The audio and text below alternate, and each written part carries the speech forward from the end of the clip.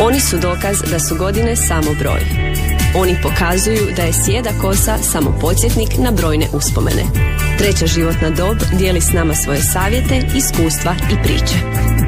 Iz iskustva u eteru Radio Đakova. Poštovani slušatelji, dobar vam dan, 9 je sati i 10,5 minuta. Evo nas u emisiji iz iskustva. Danas mi je posebno velika čast najaviti današnjeg gosta, to je đakovački književnik, danas u ulozi književnika ovdje s nama, Adam Rajzel. Adame, dobar vam dan. Može, dobar dan, za neke dobro jutro koji su se tek probudili. Tako, za neki dobro jutro. Ali ja dižem se negdje oko 6 sati, tako da je za mene dan. A za vas je, i za mene isto danas dan. Da. Itekako. Da. Evo, hvala prije svega što ste došli u našu emisiju iz iskustva. Vjerujem da vi imate zaista puno toga za reći iz iskustva. Prošloga tjedna objavili ste novi roman, predstavljanje je bilo u đakovačkom kafiću. Roman se zove Mornareva žena. Vjerujem da je đakovačka publika već i čula za to. Ali ja bih ipak da krenemo zapravo od početka, kako to ide. Početak vašeg pisanja, kako je to krenulo? Pa ja mislim da je to nekakva sudbina, ali i možda u okruženju roditelja i mogu ispričati, recimo baka je već u ono vrijeme kad sam ja bio dječak mali, ona je čitala knjige, recimo imala je Petra Preradovića kojega je nosila nekad kad je čuvala kraje, pa je čitala, listala, pa je recimo pokojna mama, zvala se Julka, znala je cijelog Putnika napamet, naizust. Recimo, to ona je bila posebna žena koja je znala godine rođenja, čak skoro i datum, rekla bi oko Božića se rodio taj i taj, tako da je imala jako lijepo pamćenje. Onda recimo Đuru Arnolda i njegov domovina je isto recitirala na pamet. A otac mi je opet volio i arheologiju, volio umjetnost, volio povijest umjetnosti, volio slikarstvo, često je vodio u katedralu, pa smo gledali slike i niz stvari mi je ispričao što još kao dječak sam od njega čuo. A onda imala je utjecaj i moja prabaka koja je jedna vrlo zanimljiva osoba koja je bila i u Brazilu, a njezin muž je, moj taj pradjed je bio 2 puta u Brazilu. Jedna zgodna priča, ne znam, nemam vremena ispričati. Može. Prvi put je otišao u Brazil i ništa nije zaradio, baš ništa. Čak je mu morao otac poslati novce, prodati zemlju, da pošli novce da se može vratiti kući. Međutim, kad se vratio, onda je našao moju prabaku koja se zvala Ana. I onda to mi ona pričala. On je joj toliko ispričao o tom Brazilu da tamo teče med i mlijeko, teku zlato teče. Ona je meni rekla, on je nju omađio. I ona je otišla ponovno s njim u Brazil. I vratili su se, nešto su zaradili toliko da su kupili kuću tamo u Svetoblažu, to je susjedno selo Dragotina, ali imali su puno kokoša, puno pataka, gusaka, svinja i onda su ipak dobro živjeli, ali nije bilo cesta, nije bilo struje, ali je došla, ipak su tu bili.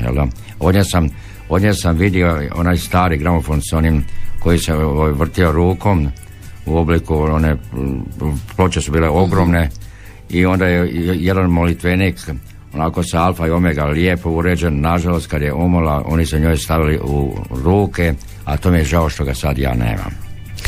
U knjizi Vinka Brešića autobiografija hrvatskih pisaca također izašla je i vaša autobiografija u kojoj evo opisujete i detaljnije, znači ovo sad što ste meni ovdje naveli zaista prekrasno opisano u autobiografiji. Recite kako je došlo do te suradnje sa Brešićem? Kako to da je baš vas zvao da vas uvrsti u antologiju hrvatskih pisaca zapravo? Pa Vinko mene jako cijeni, a mi se i poznamo od mladosti kad su bili momci. Ja sam malo stariji od njega, ali smo zajedno nastupali u Slavonskom Brodu, pa smo onda nastupali smo zajedno u Osijeku, tako da smo se od tada družili i od tada se i družimo. I sada smo često u kontaktu. Šteta što ne može doći češće, ali budemo u kontaktu, da. Osim što su vaši znači preci i roditelji posebice imali velik utjecaj na vaše obrazovanje u tom smislu, rekli ste kako je majka pamtila datume, bila pametna, pjesme, knjige i ostalo, vaš otac također vodio vas je u katedralu da gledate slike, da gledate kipove i drugo. Kada se dogodio taj prijelomni trenutak da ste zapravo odlučili početi pisati? Pa Katarina, može zanimljivo da sam ja sam recimo išao u školu 1 godinu bez veze. Mislim bez veze, samo išao u školu, jer mi je susjed išao u školu, ja sam jednostavno htio ići s njim u školu. I ja sam cijele godine išao.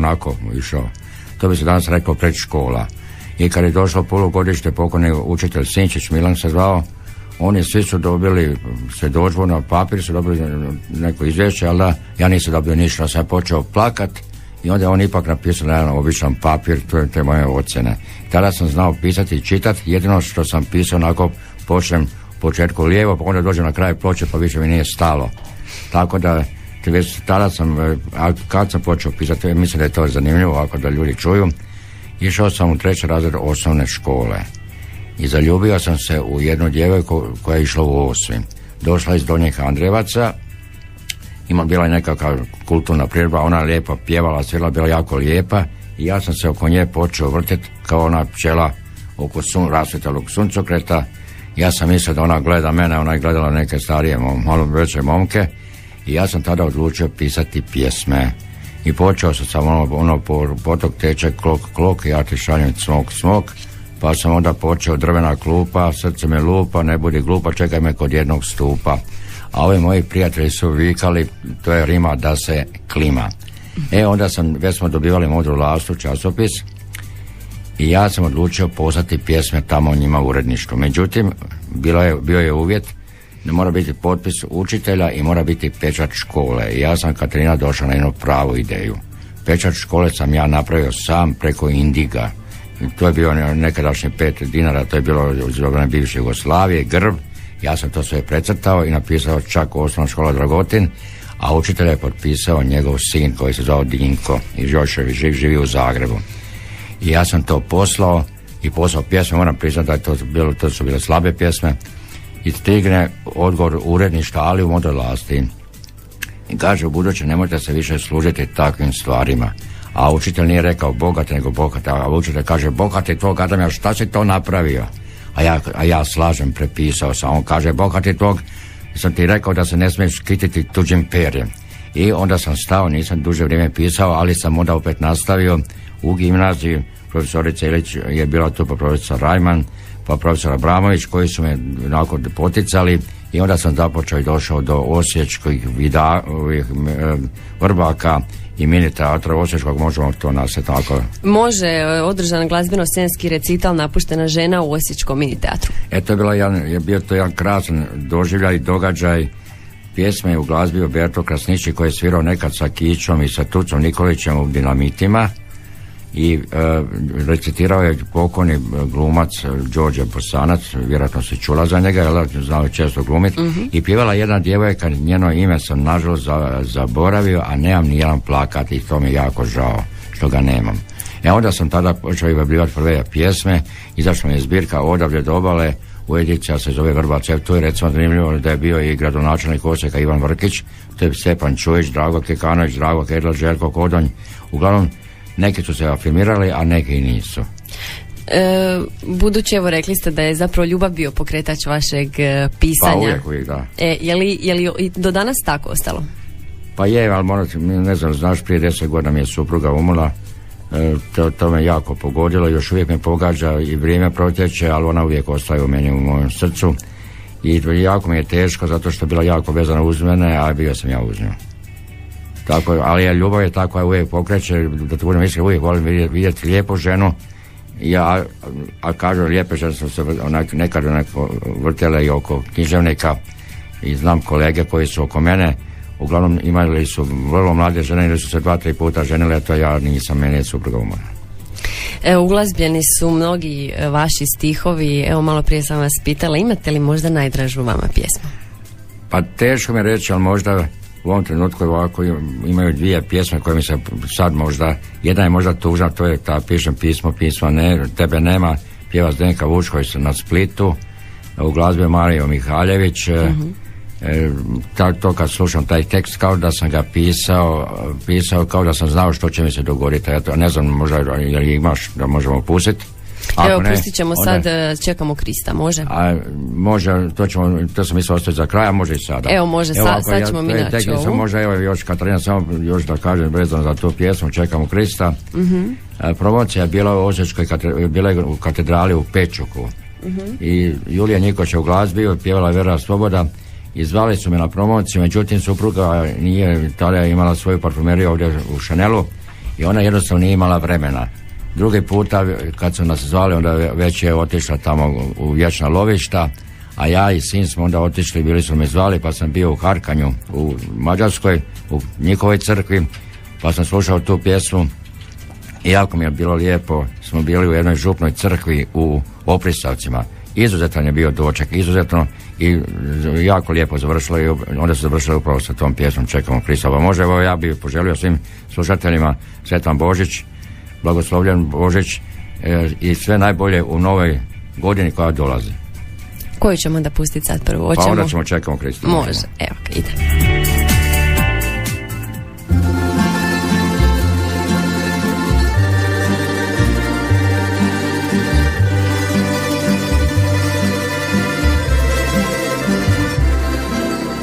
Badnja se večer spušta na polja, ledene prste na prozor pruža i njem po staklu čudesno boja, latice maka, cvjetove ruža, slankama boje staroga zlata, Kristova ruka ko da nas dira, a kad je ponoć došla na vrata, započe vrijeme svečanog mira, zazvoni zvono glasom nježnim, Gospina crkva zove sve nas, vjetri dok jezde šumama snježnim, sretan vam Božić, čuje se glas, vjetri dok jezde šumama snježnim, sretan vam Božić, čuje se glas.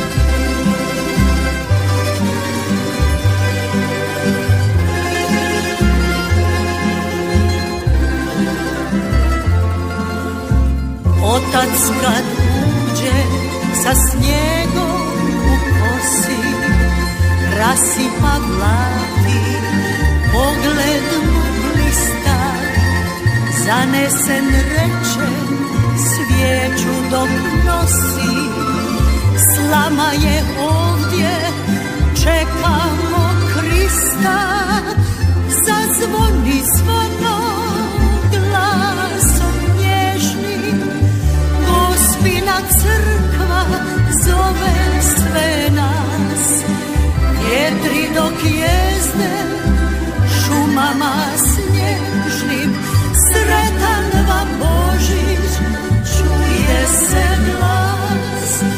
Poštovani slušatelji, evo slušamo Veru Svobodu i pjesmu Čekamo Krista koju je napisao naš današnji gost emisije Iz iskustva, to je Adam Rajzel koji je s nama evo u studiju. S Adamom smo pričali o tome kako je počelo njegovo pisanje, kako je bio snalažljiv, kako ga je ljubav motivirala da piše svoje prve radove, o utjecaju njegovih roditelja također na njegov životni odabir i put. Adame, čime se bavite danas, što radite? Ako evo preskočimo Mornarevu ženu o kojoj ćemo mrvicu kasnije. Pa možda hobije, što zapitaš, za hobi malo je ovako što se tiče hobija. Nekada sam išao u ribolov, više ne idem. Jako volim šumu, volim gljive i volim odlaziti u gljive i bavim se arheologijom, volim odlaziti i tražiti arheološke nalaze. Budući mi kćerka završila arheologiju i povijest umjetnosti, nažalost sada radi i živi u Zadru, ne više u Zadru nego u Irskoj, a i svi mi voli arheologiju, onda mi često sad odlazimo, proučavamo, tražimo nalaze iz mlađeg kamenog doba. I vi imate iskustva, oprostite što prekidam, arheoloških nalazišta. U vašoj autobiografiji ste također napisali da ste išli sa susjedom nekim, ako se ne varam, tražiti na njegovu njivu. Da. Tako, iz Kopine. On se zvao Andrija Petrović, da, on je imao veliki utjecaj na mene. I onda sad trenutno proučavamo vrijeme Turaka, našli smo dio jedne turske vodenice, ne turske zapravo, u vrijeme Turaka, vodenica koja je radila u vrijeme Turaka. Na području Breznice, znači riječice Breznice, bilo je 4 po popisu 1579. godine, taj turski defter, popis, ali da, bilo je 4 vodenice na Breznici blizu Drogotina i sad smo mi uspjeli naći ostatke jedne i sad to dalje proučavamo pa ćemo vidjeti šta će biti. Pišete i priče za djecu? Da, pišem priče za djecu i to sam, ne znam, imam vremena ispričati. Imate. ima jedna priča zgodna, izgubljeno zlato. Unutra se govore o jednom starom, to je pričala jedna baba Agica Krivića, kako je naišao neki turski beg, pa je taj turski beg naletio na jednu vodu, pa se u toj vodi naišli su hajduci, pa se vodio on je utopio, pa je onda ispala ona bisega, znači ispalo dukat i zlato, ispalo veliko. I sad baka priča, kaže još niko nije našao to zlato, pa kad bude to suša, pa vi otiđite kopati, tražite to zlato, mi uporni. Ona kaže tamo negdje blizu Novih Perkovaca, pa smo mi tražili po toj vodi, po onom mulju, po onom blatu, ono smrdi ona voda, užasno, ona mulje, naravno ništa nismo našli. I ja sam mislio, baba to sve izmišlja, da baba Kriviška sve ona mulja, samo preko zime, da vrijeme brže prođe. Međutim, nakon dugo godina od Milka Cepelića, tajnika biskupa Josipa Juraš Osmana, nađem rukopis na sjećam selo Vuka, gdje lijepo piše kako su neke dvije obitelji, jedna znam da se zvala Rebić, a druga Krnić, i da su našli 300 dukata, Katarina, 300 dukata su našli, kako jedno svinče izrovalo, bilo je ljeto, i jedno svinče izrovalo onako jedan dukat, i kad su oni vidjeli taj jedan dukat, onda su kopali, cijelu noć su kopali, svi su se letjeli, iskopali 300 dukata su iskopali, i onda na kraju shvatim da se ta moja baka Krivička zvala Rebić, znači da je ona to čula iz te obitelji, da ona to čula od svoje prabake ili baka, ali mislim da je čak možda od bake čula tu priču. Jedna vrlo zanimljiva priča. Istinita. Donijeli ste ovdje knjige u naš studio, koje su to? Evo, donijela sam Ljubav pod kišom, to sad iz ove pjesme za djecu, a ovo ću priče za djecu, ali ona je druga zbirka, to što sam sad pričao, to je Izgubljeno zlato. Hoćete nam možda neku pjesmu pročitati za djecu? Ima li neka koja vam je posebno draga? Možeš ti bolje od mene pročitati. Evo, samo da dođem do vas. Slušatelji će se strpiti. Ja ću jednu koju bi volio da ti pročitaš. Evo ga, označio sam, pa evo, kad sam dobio brata. Ili stigneš još?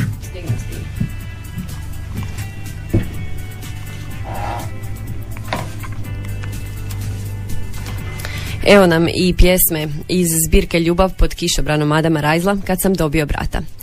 Tetka mi jednom potajno reče: roda ti nosi brata ili seku. Bio sam tužan cijelo to veče, htjedoh čak ljutit skočit u rijeku. Već tad sam znao baš sve o rodi, za babske priče djecu da nosi. I tako mama klinca nam rodi i sjetno ga nježno ljubi po kosi. U meni ljutnja rasla sve veća, sad sam mislim višak u kući, al netko doda kako je sreća imati brata i s njim se tući. Bilo mi krivo kada je plako, kada su stigle neznane žene. Drže ga, nose, smiju se glasno, a name pogled nitko da skrene. Al sve je bilo kao u priči, bijes u meni bio je mekši. Kad shvatih da klinac name sliči, da svakim danom raste sve ljepši. Sad mi se javlja mangup jedan, piše mi s mora i šalje sliku. Budno je čuvam i često gledam i sad je nosim u novčaniku. Prekrasno. Mislim da se puno djece i odraslih na koncu našlo u ovoj situaciji kad dolazi novo dijete u obitelj. Da, ja sam Katarina tada imao 12-13 godina, pa sam bio jako ljubomoran. Pa sam, eto tako, zbog toga sam se tako revanširao da napišem takvu pjesmu, da. Idemo još evo ukratko u 2 minute o Mornarevoj ženi, roman iz 2016. godine. Kako je nastao? Odakle ta priča? Pa priča je istinita, naravno pisac uvijek još dodaje malo drugih likova. Govori se o ljubavi jednog našeg momka, Slavonca, koji odlazi u Rijeku, tamo se zapošljava brodogradilište, pa stanuje kod jedne lijepe dame čiji je muž bio kapetan broda, naravno onda je završio kod nje u krevetu, čak su snimali te svoje ljubavne scene, ali se monar vraća sa mora i taj naš glavni junak, on završava onda kao pijanica, pa završava kod jedne Romkinje, jedne Ciganke i na kraju završava dolazeći kući, ali dalje se priča nastavlja, neću sad dalje razvijeti radnju. Da, nećemo se osvijeti. Otkud motivi, znači Rijeka, Romi? A pa ta ljubav prema Romima možda zbog mog oca koji je čak govorio romski, ciganski govorio i poznavao njihovu kulturu jer budući je odrastao sa Romima. Tako da ja prema Romima i ciganima imam jedan nekakav drugčiji odnos.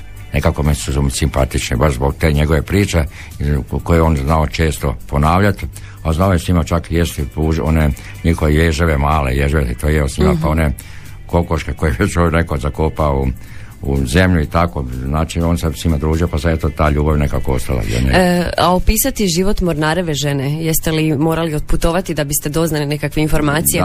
Dapače, više puta sam išao u Rijeku, u Rijeci imam bratiće, on 2 sestriće, pa sam više puta išao, čak sam išao u to romsko naselje da vidim kako to izgleda, puna ona potlavušica, onog otpada, onih koji kakvih limova, hladnjaka, starih, štednjaka, svakog vraga i puno djece i puno pasa. I puno čistoće, da. Evo i planovi za budućnost, što vam je sad u planu? Pa evo, u planu je sad, pišem već možda 2-3 godine, pišem jedan ja bih se rekao biografski ili autobiografski roman o životu mog oca, ali je jako teško, pa polako radim, pa vidjet ćemo, ako bude bilo zdravlje. Eto, hvala vam na gostovanju u našoj emisiji. Eto, hvala tebi što ste me pozvali, još jednom želim svima sve najbolje za Božić i sve najbolje u Novoj godini. Hvala lijepo. Poštovani slušatelji, evo došli smo do kraja naše emisije iz iskustva. 9:30. Evo poslije odjavne špice slušamo još jednu pjesmu Adama Rajzla koju je on napisao, izvodi ju Mišo Kovač, zove se Kad ti jednom teško bude.